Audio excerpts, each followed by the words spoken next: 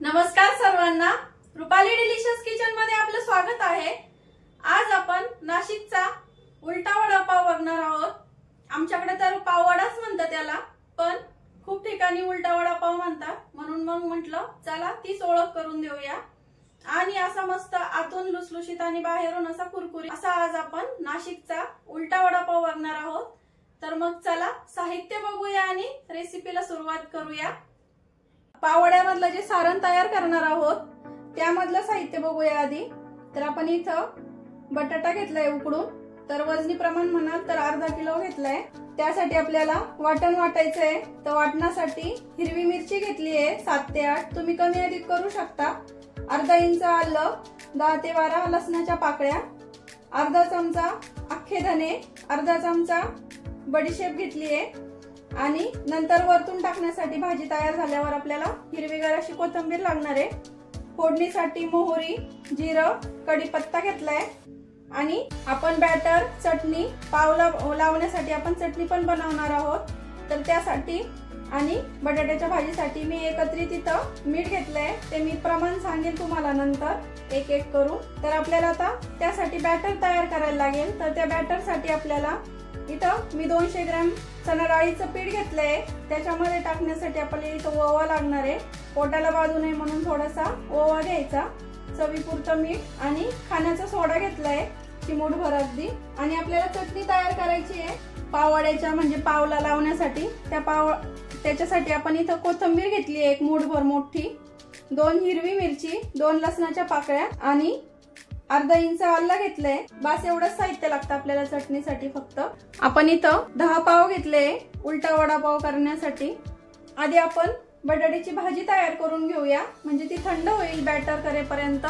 तर मसाला त्याआधी मी वाटण तयार करून घेते। मिक्सरचं भांड घेतलंय, त्यामध्ये आपल्याला हिरवी मिरची, आलं, लसूण आणि बडीशेप आणि आपल्या अख्खे धने घ्यायचे। अख्खे धन्याऐवजी तुम्ही इथं धना पावडरही वापरू शकता। तर आता मी हे बारीक वाटून घेते। तर या प्रकारे असं खूप जास्त फाईन करायचं नाही आपल्याला, थोडंसं जाडसर ठेवलं तरी चालतं। तर या प्रकारे आता वाटून घेतलंय। बटाटे सोलून घेते आणि भाजीला फोडणी देऊन घेऊया। आता आपण कढई गरम करायला ठेवली आहे आणि कढईमध्ये मी 1 पळी तेल टाकून घेतलंय, म्हणजे आपली किटलीतली जी पळी असते ते। तेल गरम झालं की मोहरी टाकून घ्यायची आहे, पाव चमचा। मोहरी छान तडतडू द्यायची, म्हणजे दाताखाली आली की अशी कच्ची लागत नाही आणि कडवट पण लागत नाही। मोहरी छान तडतडली की अर्धा चमचा जिरं टाकून घ्यायचंय, गॅस कमी करायचा जिरं टाकल्याच्या नंतर। आणि कढीपत्त्याची पानं टाकते। कढीपत्त्याची पानं टाकून झाली की आपल्याला हे वाटून घेतलेलं वाटण टाकून घ्यायचंय। वाटण आपल्याला छान परतून घ्यायचंय। आता इथं वाटण थोडंसं परतलं, वाटणाचा कच्चेपणा कमी झाला की गॅस बंद करायचा। आणि हळदीचा हा व्हिडिओ मी स्किप झालाय माझ्याकडनं, तर हळद टाकायची थोडीशी, पाव चमचालाही कमी। हळद थोडीशी परतून घ्यायची अर्ध्या मिनिटासाठी। आणि आपण हे उकडून घेतलेले जे बटाटे आहे ते आता पूर्ण इथं टाकून घ्यायचे आणि हे मॅशरने असे मॅश करायचे कढईमध्ये। पावभाजीचं मॅशर असतं ना त्यांनी।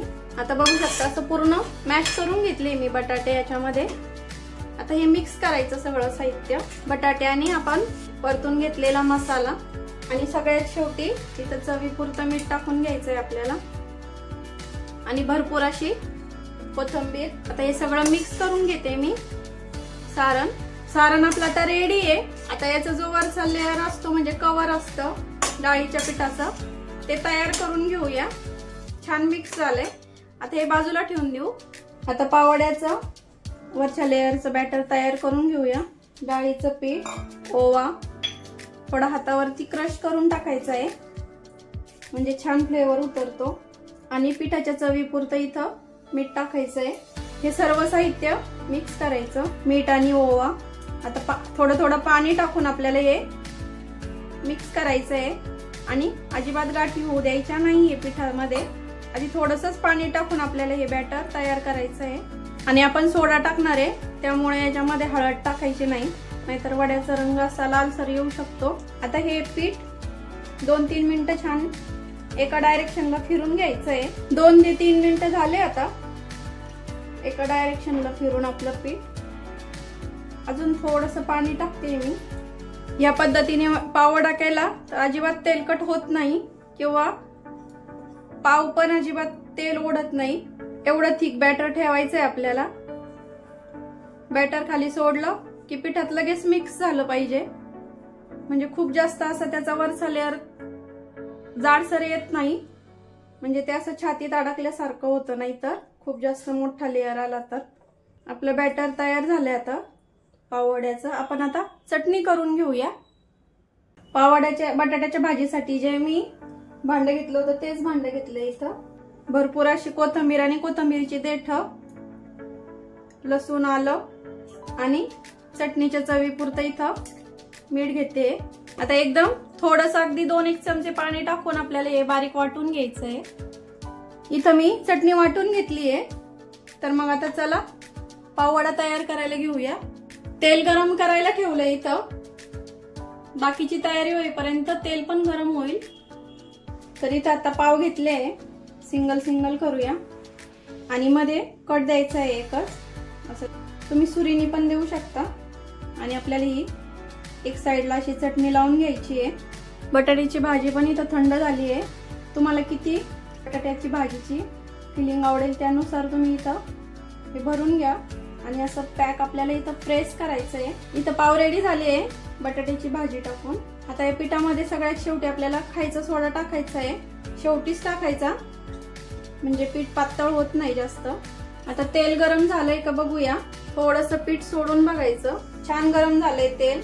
वडे सोडताना गॅस फुल ठेवायचा, कारण बॅटर एकदम असं आपलं पातळ असतं, पाण्याचं प्रमाण खूप जास्त असतं, त्यामुळं गॅस फुल ठेवायचा। तेल थंड होत नाही आणि वड्याची साइड आपल्याला ज्या साइडने ब्राऊन असतो पाव त्या साइडने आधी सोडायचा आहे पाव, अलगद सोडायचा तेलामध्ये, चटका बसू शकतो। कढईमध्ये किती वडे बसताय त्यानुसार तुम्ही इथं प्रमाण ठरवा वडे सोडायचं। थोडंसं खालनं परतत आला की आपल्याला इथं वरनं तेल सोडायचंय, असं टाकायचं आणि वडा पलटून घ्यायचा आहे आपल्याला इथं। आता गॅस मीडियम करायचा, मीडियम गॅसवरती वडा तळून घ्यायचा आहे छान, म्हणजे आतपर्यंत छान पूर्ण पीठ शिजेल, कच्चेपणा अजिबात राहणार नाही। आणि तळणीच्या पदार्थांना जास्त उलट सुलट करायचं नाही, नाहीतर जास्त तेलकट होतात ते। तर बघू शकता खालच्या साइडने पण असं छान क्रिस्पी तयार झालाय आणि आपला वडा पूर्ण तळून झालाय, अजिबात तेलकट दिसत नाहीये, बघू शकता। काढून घेऊया आणि हा जो चुरा असतो हा पण काढून घ्यायचा लगेच, म्हणजे आपलं तेल खराब होत नाही। दुसरा वडा पण आता याच प्रमाणे सोडायचा आहे, गॅस फुल ठेवायचा आणि बॅटर मध्ये असं आपल्याला या प्रकारे बुडवायचं हे पाव आणि असा 2 आल्लाद हलक्या हाताने धरायचा आणि हळूच आपल्याला तेलात सोडायचा आहे हा। आणि यावरती आपल्याला असं थोडंसं तेल टाकून घ्यायचं यावरती। वडा सोडून झाला की आपल्याला इथं गॅस मीडियम करायचा आहे। खालच्या साइडने वडा छान फ्राय झालाय, पलटून घेऊया। हा वडा पण छान फ्राय झालाय, तळून झालाय आता छान। तर काढून घेते आणि सर्व वडे असेच तळून घेते मी आता इथं। पाववडा असू देत किंवा वडापाव असू देत, त्यासोबत अशी तळलेली छान मिरची आलीच तर मध्ये एक कट करून घेतलाय मिरचीला, प्रत्येक मिरचीला। आणि तेल कडकडीत गरम करायचंय आपल्याला, गॅस कमी करायचा आणि मिरची यामध्ये टाकायची आपल्याला तळण्यासाठी। तर मिरचीला थोडेसे डाग पडले की मिरची काढून घ्यायची एका डिश मध्ये आणि त्यावर थोडंसं मीठ टाकायचं गरम गरम असताना। तर आपले असे मस्त गरम गरम आतून मऊ लुसलुशीत आणि असे कुरकुरीत वडापाव इथं तयार आहे। तर आपण असं एक कट करून बघूया, बघू शकता आवाज येत असेल, मस्त असं कुरकुरीत झालाय आणि अजिबात तेल पिला नाहीये वडापाव वडा। बघू शकता किती छान दिसतो, एकदम टेम्पटिंग, गरम गरम मस्त असं छान वाफा येत आहे। तर रेसिपी आवडली असेल तर कमेंट मध्ये नक्की सांगा। कुरकुरीत वडापाव इथं आपला तयार झालाय, बाहेर पाऊस आणि असा मस्त गरम गरम पाववडा। तर पाववड्याची रेसिपी तुम्हाला कशी वाटली कमेंट मध्ये नक्की सांगा।